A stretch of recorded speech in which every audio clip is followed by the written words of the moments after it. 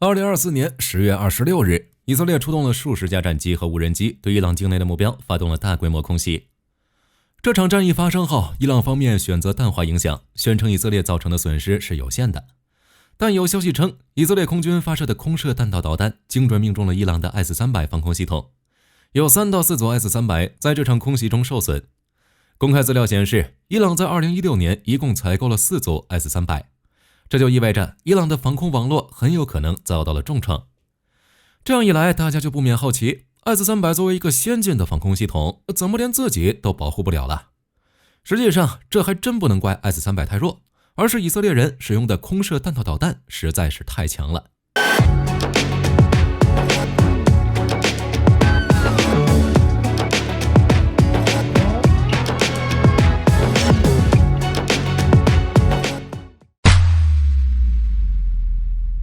空射弹道导弹顾名思义，它是一种从飞机上发射的弹道导弹，因此与滑翔炸弹和巡航炸弹类似。空射弹道导弹也是一种防区外武器，它们的使用方法也是类似的。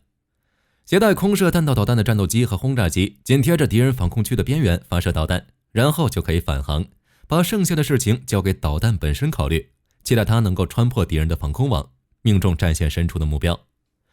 这个时候大家就会问了，滑翔炸弹不也是这种用法吗？不论是俄罗斯改装的 UMPK 套件，还是美国的捷达姆套件，不但用法相似，价格也便宜得多。这样一看，既然天上已经有了滑翔炸弹，地上还有战术弹道导弹，为什么还要再费心把弹道导弹搬到天上去呢？然而，有一些问题是 UMPK 和捷达姆无法克服的。首先就是它们都是无动力的，要靠滑翔的方式飞向目标，因此射程都不会太远。最远的也就在50到80公里左右，这就导致了滑翔炸弹只能用于前线的火力支援，不能对战区深处的目标实现有效打击，而空射弹道导弹恰恰填补了这个空白。我们以俄乌战场为例子，大家就会明白射程有多么重要了。海马斯上发射的陆军战术导弹射程最大为400公里，与以色列的空射弹道导弹相当。乌克兰军队可以利用海马斯深入打击俄本土的弹药库，等到俄罗斯人反应过来的时候，海马斯早就脚底抹油，跑到不知道哪里去了。俄军的反炮兵雷达只能干瞪眼。然而，虽然海马斯的反应速度已经很快了，但它毕竟是辆车，车轮子跑到冒烟也没有飞机快呀。在灵活机动方面，自然是远远不如空射弹道导弹的。现代的空射弹道导弹主要用来突破防空网，在防区外摧毁敌军的战术目标，是一件致命的战术武器。但从历史上看，最早的空射弹道导弹其实并不是用来打击战术目标的，当时它的弹头上装的可不是常规炸药，而是核弹。在冷战中期的20世纪60年代，苏联的防空体系越来越强大，美国空军突然发现，他们兢兢业业发展了20年的轰炸机群，在林立的防空导弹面前突然变得不堪一击了。要维持美国空军的核威慑地位，就必须拿出一个能够穿透苏联防空网，深入打击苏联本土的武器。而他们的答案就是 GAM-87 天空闪电导弹。它有着1800公里以上的最大射程，可以携带一枚100万吨当量的核弹头。在执行核打击任务时，天空闪电会挂在英美的战略轰炸机上，在苏联防空部队无法触及的空域向莫斯科发射。一旦导弹点火，它立即就会形成一个高抛弹道，飞到距离地面480公里的超高空，然后以12马赫的末端速度撞击地面，引爆核弹，简直是完美的武器。但唯一美中不足的是，这玩意儿它流产了，压根儿就没走出原型机阶段，这导致了一场所谓的天空闪电危机。英美加3国的领导层还差点因为这枚导弹打起来，这个故事我们暂且按下不表。但通过上面对于天空闪电的叙述，我们能够知道这样几个事实。首先就是在相同的技术条件下，空射弹道导弹相对于地面发射的导弹具有这样的几个优势。第一就是射程远，这一点我们很容易理解，因为空射导弹是从高空发射的，避开了大气密度中最大的地面部分，这就意味着它无需消耗大量的推进剂来克服地面的重力和摩擦力。因此综合来看，在空中发射的导弹其飞行效率是更高的。这个时候肯定又会有朋友提问了，为什么要考虑弹道导弹的飞行效率呢？难道它也要考虑绿色环保吗？实际上，导弹的飞行效率和它的具体性能是息息相关的。导弹又没办法空中加油，当它发射出去的那一瞬间，它自身所携带的燃料的量就已经决定了它的飞行高度和飞行距离。而弹道导弹之所以叫弹道导弹，就是因为它的飞行分为了2个阶段。第一个阶段是有动力的，使用推力特别强大的固体或者液体火箭发动机，将弹道导弹送上大气稀薄的近太空，一般持续时间较短，大概在3分钟左右。而第二个阶段则是无动力的，纯粹依靠第一个阶段积累的动能，以预定的弹道进行飞行，这也是弹道导弹名字的由来。空射弹道导弹的第二个优势则是拦截困难。从历史上看，在防空领域最为困难的是导弹末端的拦截，而拦截弹道导弹的末端则是难上加难。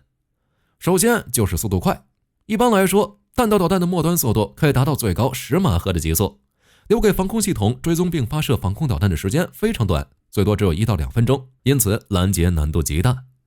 此外，由于发射平台的机动性，空射弹道导弹的发射位置和发射高度都非常不容易确定，大大增加了早期预警的难度。搞清楚了空射导弹的背景，现在我们再回过头来看看以色列的空射弹道导弹。2024年6月，以色列航空工业公司正式公布了空射版本的洛拉导弹。这样一来，以色列的导弹库存中就有了3种空射防区外武器，其中2种是空射弹道导弹，一种则是普通空对地导弹。我们先从空射洛拉导弹说起。空射版本的洛拉导弹并不是什么新东西。2002年的时候，以色列公布了一款被称为长城炮兵的陆基战术导弹，也就是所谓的洛拉导弹。它的射程为400公里，发射重量略高于 1.5 吨，其中弹头重约589公斤，有高爆弹头和子母弹头2种选择。用法和海马斯上发射的陆军战术导弹有着异曲同工之妙。这样一看，洛拉导弹其实没什么新鲜的，但以色列的军工玩的就是一个剑走偏锋。最早亮相的洛拉导弹最大的特色就是可以装载标准集装箱里进行船舶发射。某种意义上来说，这种机动发射的能力比这枚导弹本身更加可怕，因为它完全可以通过混入民船的方式进行出其不意的机动发射，甚至是遥控发射。各位可以试想一下，利用洛拉导弹的这种能力，以色列军方完全可以以集装箱为掩护，在适当的时机利用大量的民船在公海上发射洛拉导弹，集中饱和打击敌人的重要目标。由于这一导弹的射程足足有400多公里，再加上它的弹道导弹特性，中东地区的任何一个国家可以说都不具备预警拦截这个导弹的能力。因此，以色列可以利用洛拉导弹在战争初期获得巨大的优势。别忘了，当初海湾战争的第一波打击就破坏了伊拉克的指挥和控制链，导致许多地区通信中断，指挥官联系不到士兵，造成了一片混乱，战斗力因此大打折扣。2020年，阿塞拜疆和亚美尼亚之间发生武装冲突，阿塞拜疆使用了从以色列购买的洛拉导弹，攻击了一座重要桥梁。虽然一开始大家都觉得这座小小的公路桥肯定是在劫难逃，但不久后，当地图像证明这座桥梁只是受到了轻微损坏。据推测，这很有可能是因为洛拉导弹的精度不高导致的。洛拉导弹使用 GPS 制导，并能够在末端进行电视制导，以提升精准度。但显然效果一般，原公算误差约为10米，用来打击一个双车道的公路桥来说，这个误差确实有点大了。现在，以色列又将这枚洛拉导弹搬到了空中平台上，我们有理由认为以色列可能已经解决了其精度不足的问题。在制造商 IAI 的网站上，空射洛拉导弹被描述为深防区外空对地导弹，主要用于打击坚固的战略目标。其主要特点包括高超音速、射后不管等，惯性加 GPS 制导也让它有了一定的抗干扰能力。IAI 表示，之所以需要这种武器，是因为地面防空系统带来的威胁越来越大，远程战区防空系统正在将战斗机推离他们的目标。考虑到以色列基本上没有什么战略纵深可言，他们的担心也是不无道理的。除了洛拉以外，以色列的库存中还有另外2种空对地导弹，同样可以起到防区外打击的效果。一种是狂暴导弹，一种是岩石导弹。我们先来说说狂暴导弹。狂暴导弹是从以色列的增程火箭发展而来的，它并不具备弹道导弹的特性。印度空海军采购了这种导弹，将其安装在米格 29K 和苏30 MKI 上。而以色列也在2024年10月对伊朗的导弹攻击中，在 F-16 上使用了这种导弹。这就意味着狂暴导弹可以很好的适配欧美和苏俄的战斗机，显然是为了提升外贸销量而特意做的适配。而拉斐尔公司生产的岩石空射导弹则是从麻雀系列弹道导弹靶弹发展而来的。以色列开发这种靶弹主要是为了模拟飞毛腿导弹的弹道，因此这种岩石空射导弹显然具有弹道导弹的特性。从某种意义上来看，我们似乎又回到了20世纪60年代。正如我们前面所说，在当时各国防空能力的提高使常规轰炸机濒临灭绝。和当时类似的是，现如今的许多国家都在大量部署性能强大的防空系统，例如爱国者、S-300和 S-400等，他们对于空中单位的威胁不可谓不大。这就迫使世界各国加紧开发高超音速飞行器，以突破此类防空系统，并保持弹道导弹的打击能力。而以色列的这次空袭显然为世界各国的导弹发展敲响了警钟。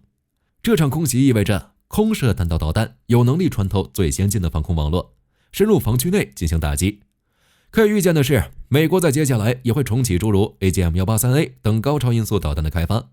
如果情况比较紧急，美国也许会直接将海马斯上的精确打击导弹，甚至是陆军战术导弹搬上战斗机。而俄罗斯那边的情况则有些不太一样。虽然俄军已经有了匕首导弹，但考虑到它在实战中常常被乌军拦截，这就导致俄罗斯军工产品出现了一个非常尴尬的情况。如果匕首导弹没问题，那就说明爱国者导弹系统要比俄罗斯的 S-300强；而如果 S-300没问题，那就说明以色列的洛拉导弹要比匕首强。对俄罗斯的军火销售无疑是一个巨大的打击。